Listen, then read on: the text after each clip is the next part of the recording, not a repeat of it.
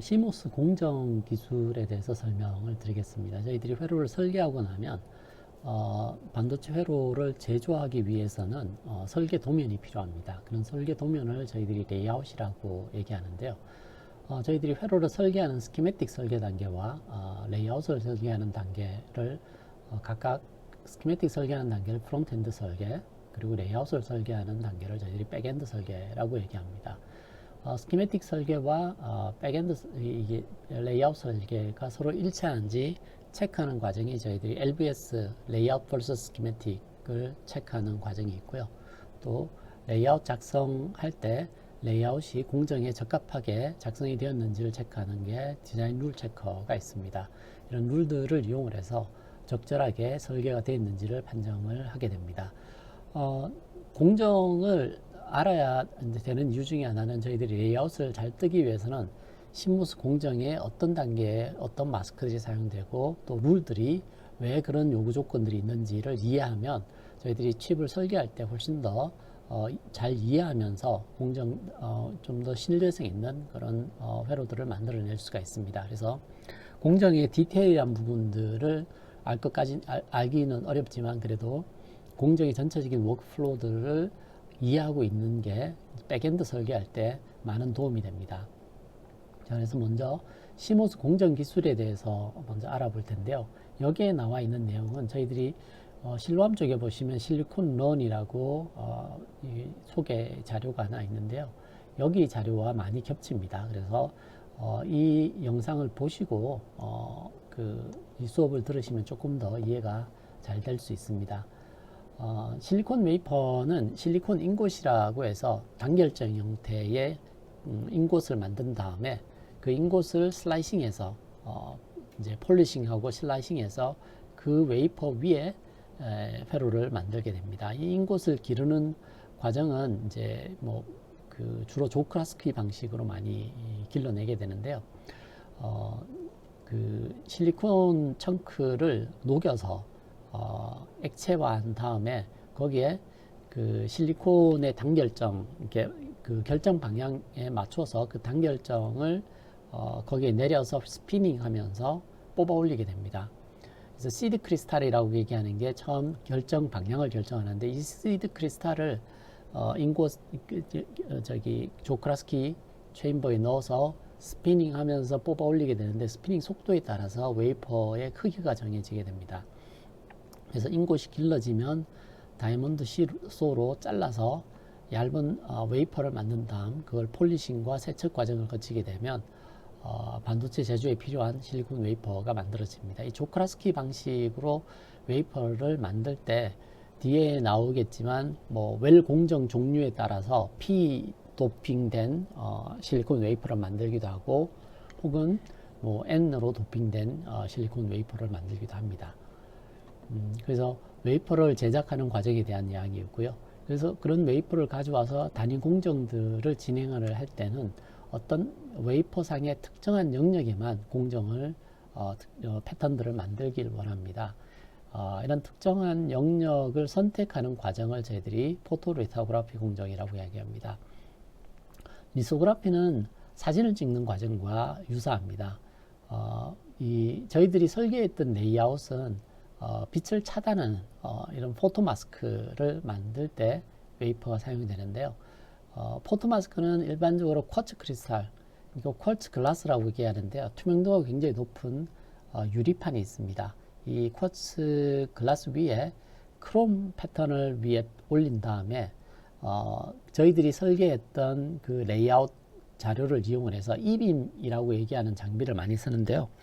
이빔으로 특정한 패턴이 남도록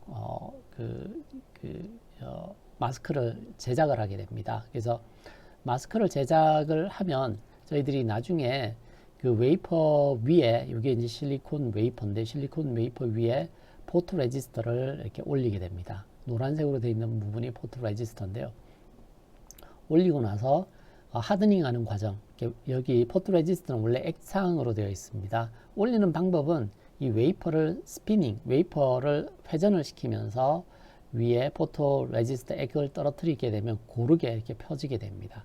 그 상태에서 베이킹을 해서 딱딱하게 굳히게 되고요. 그렇게 굳힌 상태에서 리소그라피 작업을 시작하게 됩니다.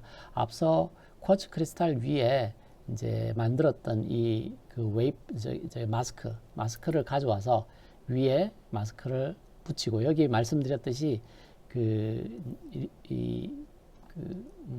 마스크는 쿼츠 글라스로 되어 있고 여기에 크롬이 패턴이 되어 있습니다. 이 크롬 패턴을 만들 때 저희들이 작성했던 레이아웃이 사용이 됩니다.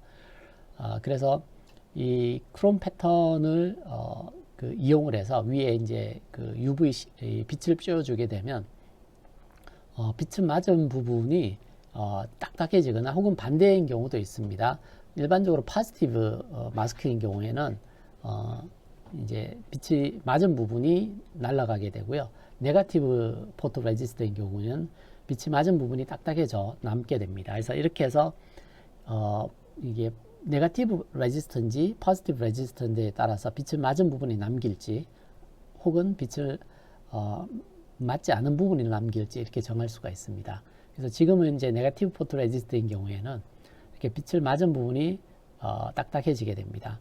그리고 빛을 맞지 않는 부분이 성질이 변하지 않고 있기 때문에 나중에 여기를 녹여서 없애버리게 되면 패턴만 남게 됩니다. 그래서 그 솔벤트를 이용을 해서 저희들이 없애버려야 될 부분들을 녹여서 없애게 됩니다. 근데 이제 여기 보시면 OPC, Optical Proximity Correction이라고 되어 있는 부분이 있는데 이건 저희들이 설계할 때 이렇게 하지는 않고요. 반도체 장비들이 이 마스크 만들 때 이게 빛이 회절들이 일어나기 때문에 이런 그 에지 부분에 오차가 발생할 수가 있습니다. 그런 부분들을 보정을 하는 과정이 이제 OPC라고 얘기하는데 이런 패턴들은 반도체 장비 회사에서 만들어서 이런 패턴들을 만들어 주게 됩니다. 반도체 공정에는 이런 마스크들이 포토 마스크들이 여러 장이 필요합니다. 그러면 그 여러 장을 이용을 해서 회로를 만든다고 제조한다고 하면 마스크와 마스크 사이, 그러니까 마스크들 간에 서로 얼라인이 필요합니다.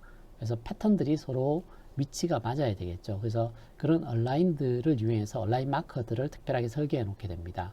그래서 이 얼라인 마커를 이용해서 그 포토 마스크들끼리 서로 이제 그 얼라인을 해서 패턴들을 형성해 가게 됩니다. 한번 패턴을 하고 나면 여기 있는 포토 레지스터를 제거를 하고요.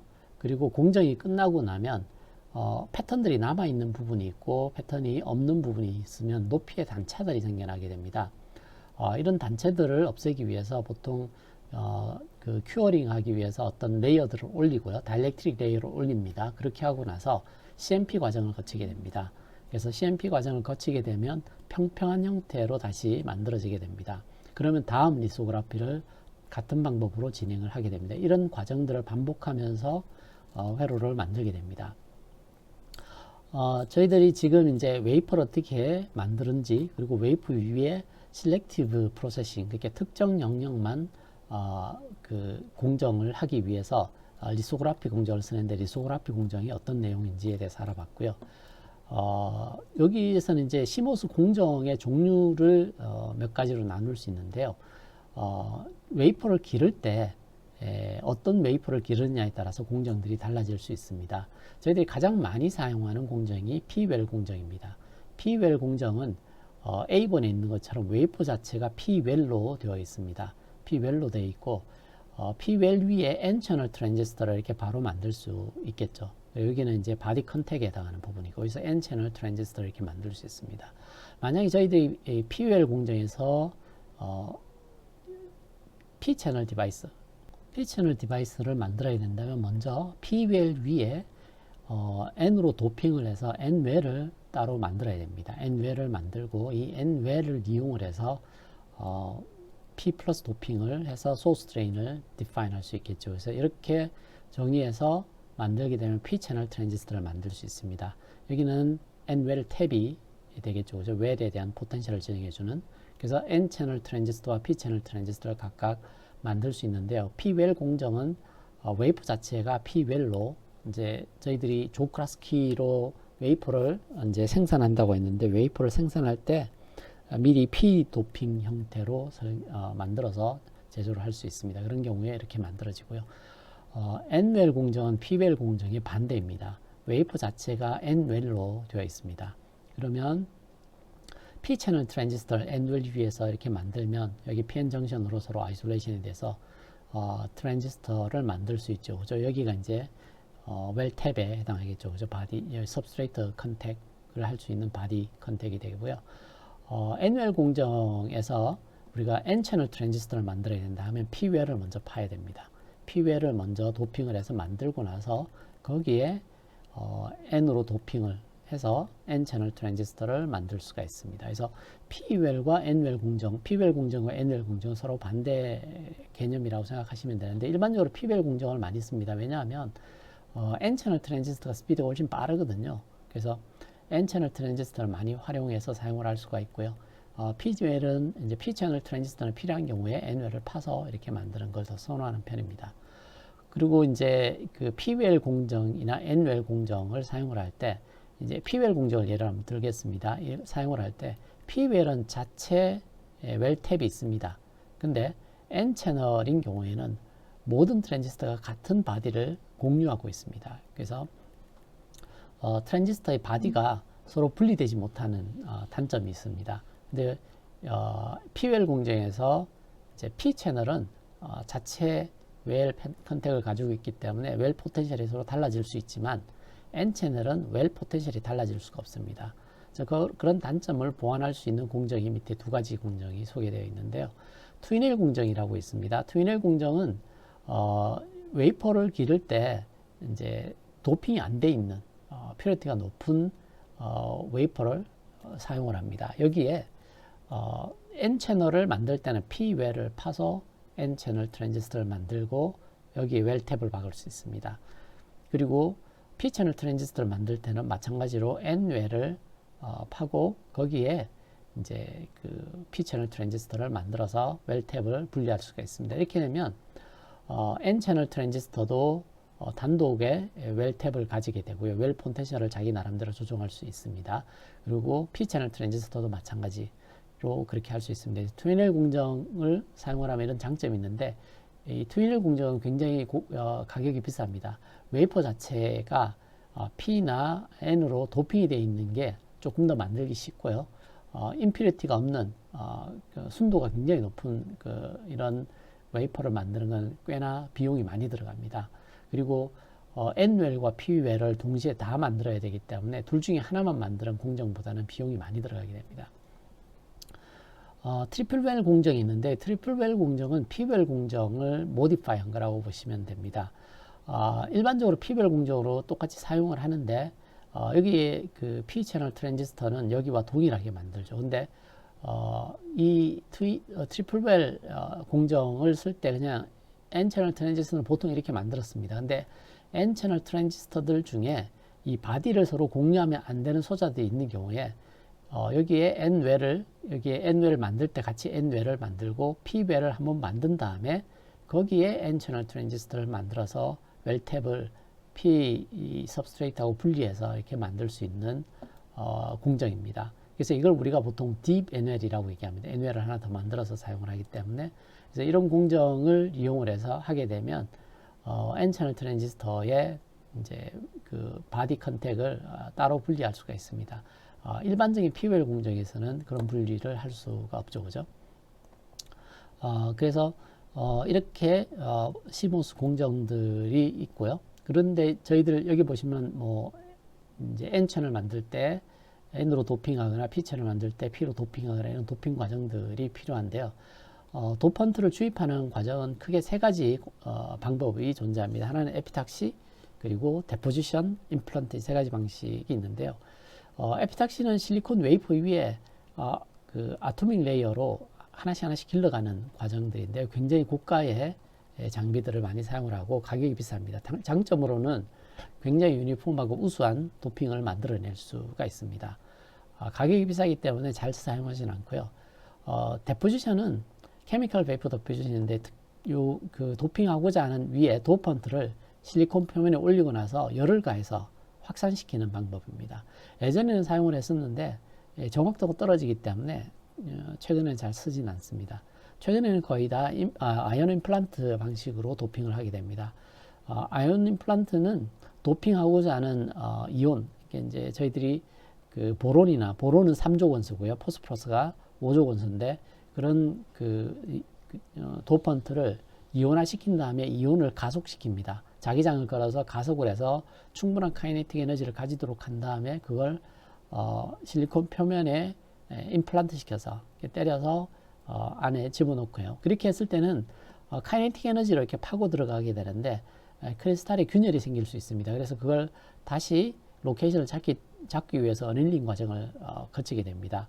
그래서 임플란트 때문에 생기는 디슬로케이션, 그러니까 크리스탈의 위치가 틀어진 것들을 이제 보정하기 위해서 어닐링 과정, 어닐링은 열 처리라고 생각하시면 됩니다. 열 처리를 하게 되면 도핑이 되게 되고요. 또 이제 아이온 임플란트의 장점은 3족이나 4족을 그 포지티브 혹은 네거티브로 이온화 시킨 다음에 가속을 시키기 때문에 이온이 움직이게 되면 전류의 양으로부터 이온 개수를 카운팅을 할 수가 있습니다. 그래서 굉장히 정밀하게 도핑이 가능한 장점이 있습니다. 단점으로는 크리스탈 디스로케이션 때문에 어닐링 과정이 따로 또 필요하게 됩니다. 그리고 실리콘에는 굉장히 우수한 인슐레이터 레이어가 있는데 그게 실리콘 다이옥사이드입니다. 실리콘 다이옥사이드를 사용하는 데는 트랜지스터 게이트를 만들 때도 사용을 하고요. 그리고 필드 옥사이드라 해서 회로를 서로 격리시킬 때도 사용을 할 수가 있습니다. 산화막은 이제 어떻게 기르느냐에 따라서 용도가 다른데요. 웻 옥시데이션인 경우에는 필드 옥사이드, 로코스라고 얘기하는데요. 이제 굉장히 두꺼운 옥사이드를 길러서 아이솔레이션 하는데 사용하는 방법입니다. 그래서 웻 옥시데이션은 굉장히 두껍게 올라가고 그 소자들 사이에 서로 격리를 할 때 주로 많이 사용을 하게 됩니다. 그리고 드라이 옥시데이션은 그 수증기가 없는 상태에서 웨이퍼로 굽게 되면 유니폼한 굉장히 얇은 옥사이드를 기를 수가 있습니다. 그러면 이제 여기는 주로 이제 트랜지스터에 게이트 옥사이드를 기를 때 이 방식을 사용을 하게 됩니다. ALD는 아토믹 레이어로 쌓을 수 있기 때문에 다른 방식들보다 훨씬 더 정밀하게 레이어를 기를 수가 있습니다. 이게 그 에피탁시 기르는 것과 마찬가지로 원자 단위로 레이어를 기를 수 있기 때문에 원하는 두께를 또 유니폼하게 길러낼 수 있지만 단점은 가격이 좀 비싸겠죠. ALD 쪽이. 그래서 이런 방법을 통해서 저희들이 그 저렴막을 형성을 할 수가 있게 됩니다. 앞서 제가 로컬 옥시데이션, 필드 옥사이드를 이용을 해서 로코스를 이용해서 이제 소자를 아이솔레이션 시킬 수가 있다고 했는데요. 이걸 로컬 옥시데이션 실리콘을 이용해서 격리하기도 하는데요. 이렇게 하게 되면 그 실리콘 다이옥사이드가 두껍기 때문에 아이솔레이션 하는데 면적을 좀 많이 차지하게 됩니다. 소자 아이솔레이션 하기 위해서 이걸 사용을 했지만 최근 쇼천에서는 면적을 많이 소비하기 때문에 이 방법보다 다른 방법들을 많이 사용을 합니다. 다른 방법으로 이제 PN 정션을 이제 역방향으로 걸어서 이제 아이솔레이션 시키는 방법이 있는데 이게 소스 드레인 같은 경우는 이렇게 역방향으로 아이솔레이션이 되어 있죠. 그리고 이제 소자와 소자를 서로 이제 아이솔레이션 시킬 때 이제 최근에는 그 STI 공정, 쉘로 트렌치 아이솔레이션이라고 하는데요. 트랜지스터를 만들 자리에 이렇게 트렌치를 팝니다. 이렇게 그 애칭을 해서 여기를 파내고 나서 여기 SiO2를 길러냅니다. 그러면 디바이스와 디바이스 사이에 아이솔레이션이 이루어지게 되죠. 이걸 저희들이 쉘로 트렌치 아이솔레이션이라고 얘기합니다. 쉘로 트렌치 아이솔레이션을 사용을 하게 되면 집적도를 훨씬 더 높일 수가 있습니다. 그래서 로코스가 이제 집적도를 떨어뜨리는 것에 비해서 훨씬 더 장점들을 가지고 있고요.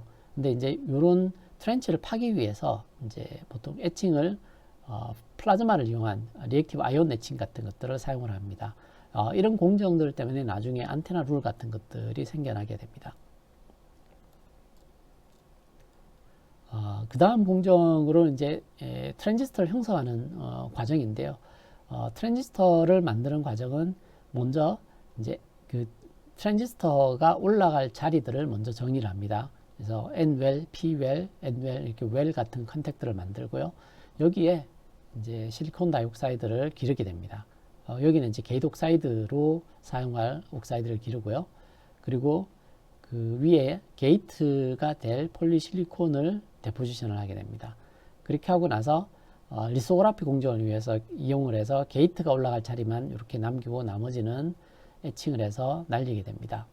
그리고 이 또 다른 마스크를 이용해서 여기에 임플란탈 요 옥사이드 층을 이렇게 잘라내게 됩니다. 리소그라피를 이용해서. 그러면 나머지는 다 옥사이드가 올라가 있고 여기만 오프닝이 되겠죠. 그래서 이제 게이트를 마스크로 해서 임플란트를 N 타입 임플란트를 하게 되면 N형 도핑이 이렇게 형성이 됩니다. 이렇게 하면 N 채널 트랜지스터가 만들어집니다. 그래서 이렇게 할 때 보시면 게이트 옥사이드를 뜰 때 패턴이 하나 필요하죠. 그죠? 폴리실리콘을 올리고 나서 이 부분만 남기고 나머지는 다 에칭해서 내야 되기 때문에 마스크가 필요하고요. 그리고 도핑할 자리, 소스와 드레인을 디파인하는 자리에 마스크가 또 필요하겠죠. 여기를 개방할 때 이걸 이용을 해서 이제 도핑을 하게 되죠. 그죠? 게이트 일렉트로드를 이용을 해서 채널을 형성하게 되는데요. 이 채널을 형성하는데 중요한 역할을 하는 게 이 게이트 옥사이드입니다.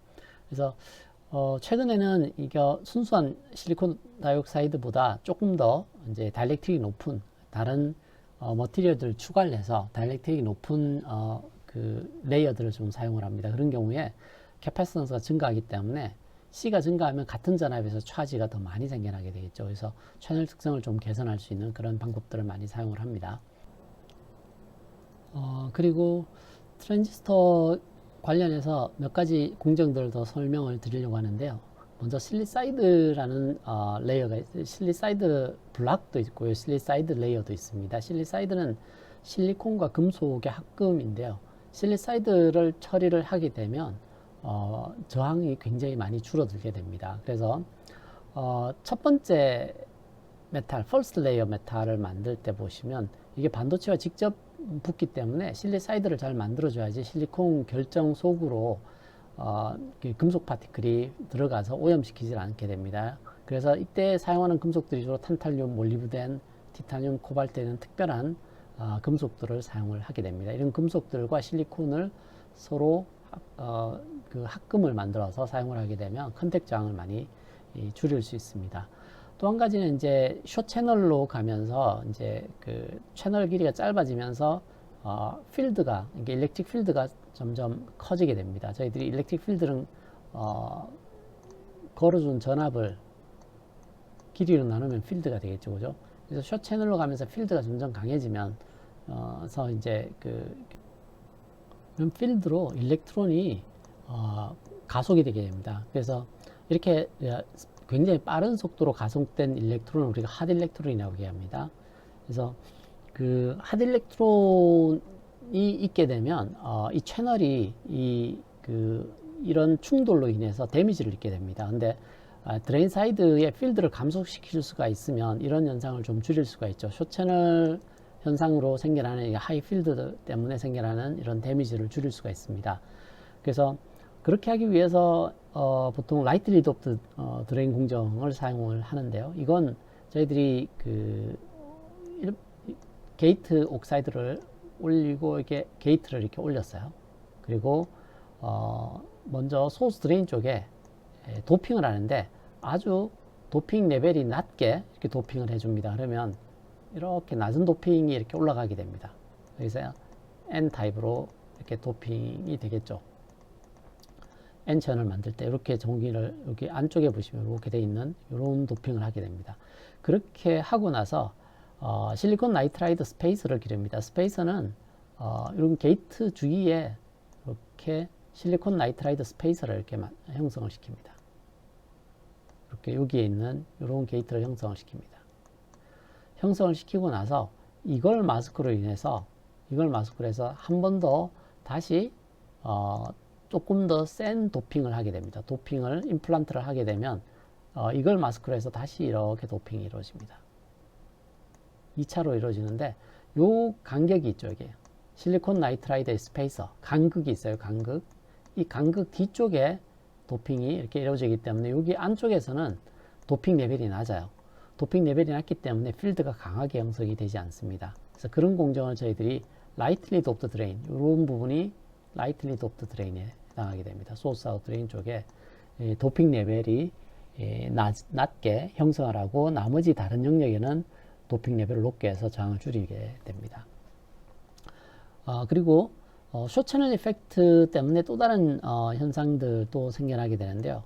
이게 이제 드레인 인듀스드 배리어 로링. 드레인 인듀스드 배리어 로링은 우리가 드레인 전압을 이렇게 끌어올리게 되면 여기가 포지티브 걸리고 이게 N 채널이고 여기가 P 타입이었다 하면 리버스 바이어싱으로 디플리션 리전이 확장이 됩니다. 확장이 돼서 여기가 디플리션 리전이 생겨나게 되면 트레시홀드가 낮아지는 현상이 나타납니다. 그래서 그게 드레인 인듀스드 배리어 로링이라고 얘기하는데요.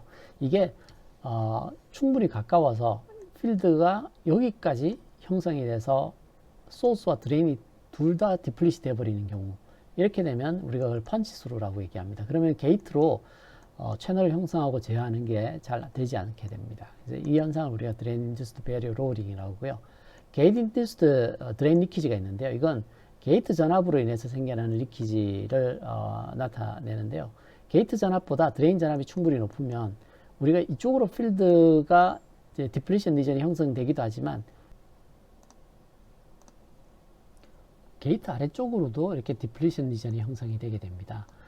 이렇게 되면 게이트 아래쪽에서 일렉트론 홀 페어가 제너레이션 되고요. 여기에서 원래 이제 여기 P타입에 밸런스 밴드가 있고 이게 N타입의 컨덕션 밴드가 있게 되는데 P타입에 보통은 이제 컨덕션 밴드에서 컨덕션 밴드로 이제 일렉트론이 움직이고요.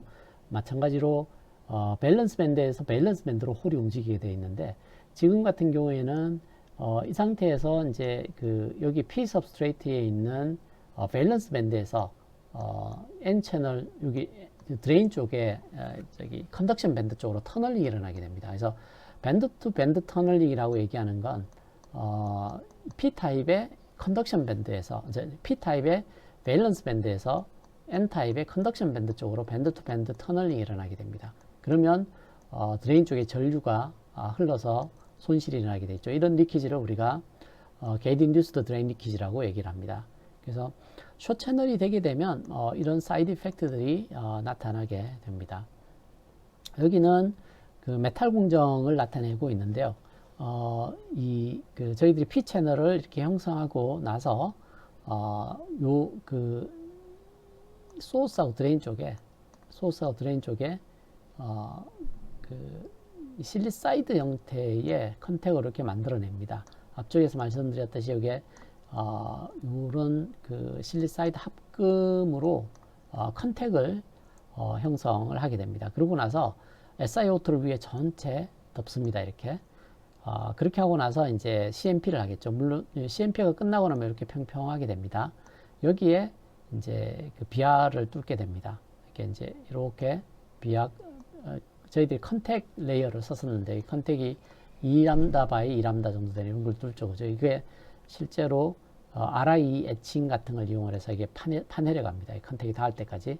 닿으면 이제 스퍼트링 같은 것들을 이용해서 메탈을 채우고 위에 메탈을 덮은 다음에 리소그라피 공정으로 메탈을 남길 자리만 남기고 나머지 부분을 에칭해서 메탈을 없애게 되면 메탈 공정이 완료가 되게 됩니다. 스퍼트링은 저희들이 이제 이렇게 아주 작은 컨택을 만들고 여기 깊이까지 이렇게 들어가야 되기 때문에 일반적으로는 이제 이런 구멍에 메탈을 넣기가 쉽지가 않습니다. 이런 홀에다가. 그래서 그런 것들을 넣을 수 있게 해주는 공정이 이런 스퍼트링 공정입니다. 그리고 컨택 홀 같은 것들을 이제 뚫기 위해서 이제 리액티브 아이언 에칭 말씀드렸듯이 이렇게 파고 내려가기 위해서 에칭해서 요 실리콘 다이옥사이드 레이어를 이렇게 에칭으로 뚫어야 되겠죠. 이렇게 뚫을 때 주로 이제 리액티브 아이언 에칭, 이렇게 플라즈마를 이용한 공정입니다. 여기도. 실리콘 상에서 회로를 연결하기 위해서 여러 종류의 메탈 라인들을 사용을 할 수 있습니다. 그래서 메탈의 두께는 층이 높을수록 더 두꺼운 메탈을 사용합니다. 그래서 로 메탈은 메탈 1, 메탈 2를 나타내는데 여기는 주로 근거리를 연결하는 셀 안에서 연결할 때 주로 사용하고요. 3, 4는 그것보다 조금 더 멀리 갈 수 있는 셀 간 또는 모듈 간 연결할 때 사용을 하고요. 메탈 5, 6는 먼 거리를 갈 때는 하이 메탈로 연결을 하게 됩니다. 메탈 레이어의 계략도를 보여주고 있는데 여기가 메탈 1입니다. 메탈 1은 반도체와 직접 연결할 수 있는 메탈 라인들입니다. 그리고 비아를 뚫어서 메탈 2와 연결할 수 있게 되고요. 또 비아 3를 통해서 비아 2, 3라고 되어 있지 2번하고 3번 레이어를 연결하는 비아를 통해서 메탈 3하고 연결이 되고요. 그리고 메탈 4, 5, 6 이렇게 연결이 되어 있습니다. 말씀드렸듯이 메탈 1, 2는 주로 셀 안에서 많이 사용하고요. 메탈 3, 4는 셀 간 혹은 모듈 간 연결할 때 사용을 많이 하고요. 좀 더 멀리 가야 되는 경우에는 하이메탈을 이용하게 됩니다. 그래서 하이메탈을 쓰려면 비아를 뚫어서 여기까지 올라와야 되죠. 그죠? 그래서 근거리에서는 주로 이걸 서서 높은 메탈을 옮기고 나서요. 모듈이 끝나고 나면 모듈은 메탈 3나 메탈 4에서 끝이 나 있습니다. 그래서 여기서 다시 또 다른 메탈을 이용해서 연결해서 가고 이렇게 공정을 하게 됩니다. 그리고 마지막으로는 패드 오프닝 공정이 있는데요. 공정이 끝나고 나면 웨이퍼 전체를 프로텍티브 글라스로 다 덮게 됩니다. 근데 이제 패드를 통해서 외부로 그 연결을 해야 되죠, 그죠? 그렇게 하기 위해서 이제 패드로 연결되는 지점만 이제 글라스 오픈을 하게 됩니다. 그래서 I/O가 연결돼야 되는 자리는 글라스 컷을 해서 이제 오프닝을 해서 나중에 본딩을 해서 외부로 전기적 연결을 할 수 있도록 해주는 공정이 필요합니다. 그리고 저희들이 공정하고 나서 정상적으로 공정이 됐는지 이런 것들을 관측을 해야 되는데 이런 관측하는 장비들이 이 SEM, 스캐닝 일렉트론 빔, SEM 현미경도 있고요. 그리고 TEM 현미경도 있습니다. SEM은 투과해서는 보지 못하고요. 리플렉션 되는 것들을 보고 이미지를 만들어낼 수 있고요. TEM은 투과된 걸 보기 때문에 위에서 아래까지 이런 레이어들을 같이 살펴볼 수 있습니다. 그래서 공정이 어떻게 진행됐는지를 검사할 수 있는 그런 그 장비들입니다. 그리고 3.3은 디자인 룰에 대한 내용인데요. 저희들이 디자인 룰에 대해서 지난번에 좀 살펴보긴 했었습니다. 그래서 룰은 N웰이나 P웰에 대한 공정 룰이 있고요. 트랜지스터 룰은 N 셀렉션, P 셀렉션, 액티브 이런 그 레이어를 그릴 때 규칙을 나타냅니다. 그래서 컨택 룰도 있었죠. 그죠? 컨택의 사이즈라든지 오버랩 돼야 되는 두께, 그리고 메탈에 대한 룰도 메탈 폭이라든지 메탈 스페이스 이런 룰들이 있었고요. 비아를 뚫는 데에 대한 룰들도 존재하게 됩니다. 그래서 이런 게 일반적인 룰인데 그중에 조금 더 특별한 룰이 안테나 룰이라고 있다고 했습니다. 안테나 룰은 공정이 사용하고 있는 플라즈마 공정을 많이 쓰는데요. 이런 플라즈마 공정을 사용을 할 때 이온들이 많이 발생을 하게 됩니다. 이런 이온들이 메탈에 캡처돼서 차지가 쌓이게 되면 그 차지를 게이트 캐패시터로 나누게 되면 이게 게이트에 걸리는 전압이 되게 되는데요. 게이트 캐패시터가 굉장히 작기 때문에 이런 차지들로 인해서 쉽게 디바이스가 데미지를 입을 수 있습니다. 그래서 이런 것들을 방지하기 위해서 공정을 할 때 사용하는 메탈의 면적과 게이트의 면적을 나눈 에스펙트 레이쇼가 특정 크기 이상으로 커지지 않도록 제한을 해두고 있습니다. 그걸 저희들이 안테나 룰이라고 하는데요. 안테나 룰을 회피하는 방법이 여기 3.8에 소개되어 있습니다. 지금처럼 게이트에 이런 게이트들이 있죠. 이런 게이트에 큰 메탈들을 연결을 하게 되면 이 메탈을 이제 형성을 할 때 플라즈마 같은 것들을 쓰게 되면 여기에 이온이 올라가고 그게 이 캐패시터로 나눠지게 되면 디바이스가 데미지를 입을 수 있겠죠. 그죠? 그런 것들을 방지하기 위해서 이제 메탈 레이어들을 좀 조각을 내서 이렇게 조각을 내고 짧게 만들고 다시 위에서 연결하는 방식으로 이제 하게 되면 그 안테나 룰을 좀 회피할 수가 있게 됩니다. 그리고 덴시티 룰이 있는데 덴시티 룰은 저희들이 평탄화하는 자금 CMP 공정이 있게 되는데요. 메탈을 너무 작게 사용하는 경우에는 굴곡이 많이 져서 CMP 공정이 어렵게 됩니다. 그래서 그런 것들을 좀 방지하기 위해서 각 메탈층마다 일정 비율 이상은 사용하도록 하게 되어 있습니다. 그래서 나중에 어떤 특정 메탈의 면적이 모자라면 더미 패턴을 깔아서 쓰지 않는 메탈이지만 일부 남겨놔서 CMP를 할 수 있도록 해줘야 됩니다. 그리고 다이실링 패턴이 있는데, 다이실링은 저희들이 칩을 만들고 나면 맨 바깥쪽 외곽에 쓸 수 있는 메탈 층들을 다양하게 쌓아서 나중에 칩을 소잉을 할 때, 자를 때 톱이 지나가게 되는데요. 이런 지나갈 때 외부의 충격들을 막아주는 그런 실링 라인이 있어요. 그걸 우리가 다이실링이라고 얘기합니다. 혹은 스크라이빙 라인이라고 얘기합니다. 그래서 나중에 웨이퍼를 잘라낼 때 외부 충격을 막아주는 그런 병 역할을 하게 됩니다. CMOS 공정에는 이제 그 트랜지스터의 성능을 좀 높이는, 트랜지스터를 다양한 트레시홀드를 가지는 그 소자도 있고요. 또 실리콘 인슐레이터 SY 공정으로 지원되는 트랜지스터도 있고요. 하이달릭틱들도 있고요. 플렉스블한 플라스틱, 이런 플라스틱 재질 위에 형성할 수 있는 트랜지스터, 이런 공정들도 존재를 하게 됩니다. 그리고 인터커넥션 할 때 주로 알루미늄을 많이 쓰지만 저항을 개선하기 위해서 카퍼 같은 것들을 사용하거나 그 로스를 줄이기 위해서 그 페라스틱 로스 같은 것들을 줄이기 위해서 다이렉트릭을 조정하는 이런 과정들도 공정에서 개발되고 있습니다. 그리고 서킷 엘리먼트는 RLC 소자들인데요. 레지스터나 캐패시터나 인덕터 같은 것들도 칩 안에서 이렇게 형성해서 사용을 할 수 있게 해줍니다. 그리고 CMOS 공정을 위해서 플래시 메모리도 만들게 되는데요.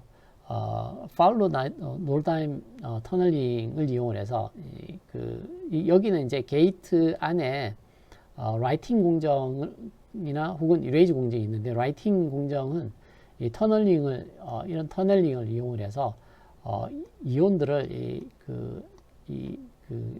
게이트 옥사이드 아래쪽에 이온들을 저장을 해 놓습니다. 그러면 여기 전압위에서 채널이 잘 형성이 되지 않습니다. 이게 라이팅 과정이고요. 이레이즈를 하게 되면 여기 있는 차지들을 중화시켜 주게 되면 다시 원래대로 돌아오게 됩니다. 그래서 1이나 제로나 1인 상태로 이렇게 만들어 줄 수가 있는데요. 여기에 주입하는 차지의 양을 조절하게 되면 요즘은 그 두 가지 레벨이 아니라 TLC, 트리플 레이어를 구분할 수 있는 이런 것들도 가능하죠. 그죠? 그래서 기본적으로는 여기에 차지를 저장을 해서 게이트 전압을 걸었을 때 채널이 형성이 어떻게 되는가를 가지고 데이터를 저장하는 그런 소자가 플래시 디바이스가 되게 됩니다. 그 이외에도 BJT나 다이오드, 퓨즈, 이렇게 보통 OTP라고 해서 원타임 프로그래밍, 한 번 프로그래밍 할 수 있는, 플래시는 여러 번 프로그래밍이 가능하죠. 그죠? 퓨즈 같은 걸 쓰면 퓨즈를 끊어서 로직을 1이나 제로로 만드는 그런 공정도 있습니다. 그래서 그런 걸 제공하기도 하고요. 멤스는 마이크로 머시닝, 이렇게 아주 작은 기계 부품 같은 것들을 반도체 공정으로 개발하는 그런 것들도 CMOS 공정 범주 안에 속하게 됩니다. 저희들이 회로 설계를 할 때 이제 DRC 툴이라든지 혹은 LVS 툴, 그리고 레이아웃으로부터 회로를 추출하는 이런 다양한 툴들이 필요로 합니다. 저희들은 이제 일렉트릭 툴을 이용해서 이런 기능들을 사용을 하게 됩니다. 제조할 때 이슈에 대해서 앞쪽에서 이제 말씀드렸듯이 안테나 룰이 뭔가에 대해서 설명을 드렸고요. 덴시티 룰도 뭔가에 대해서 설명을 드렸습니다. 여기 슬라이팅 룰은 이제 주로 이제 DC 전류가 흐르는 경우, DC 전류는 일렉트론이 항상 같은 방향으로 흐르게 됩니다. 우리가 보통 인버터의 출력 같으면 인버터의 출력에 있는 메탈 라인은 하이일 때는 이렇게 차징이 되고요.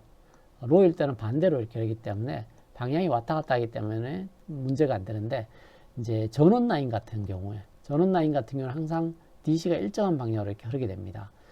이렇게 됐을 때는 일렉트론에 의해서 메탈 알갱이들이 일정한 방향으로 계속 힘을 받게 되면 나중에 금속이 끊어지는 현상이 발생합니다. 이런 현상을 우리가 일렉트로 마이그레이션이라고 합니다.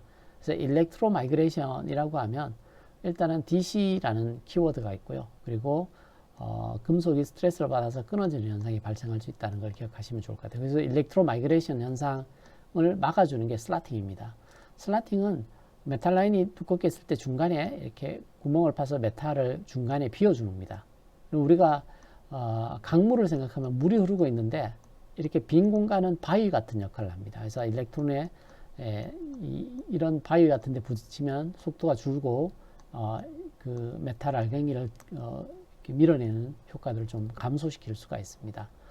네, 이렇게 해서 저희들이 반도체 공정에 대해서 한번 살펴봤습니다.